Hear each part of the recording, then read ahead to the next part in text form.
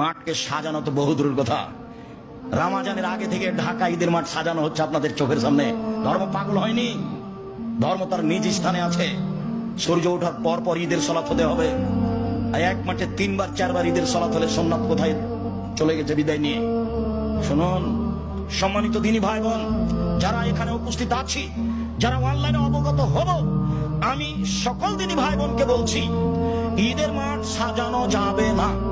ঈদের মাঠ বাসর ঘর নয়। ঈদের মাঠে কোনো ফিতা টাঙানো যাবে না, বাঁশ খাটা দিয়ে তাকে সাজানো যাবে না। ফাঁকা জায়গায় সালাত আদায় করতে হবে, আপনি বাধ্য।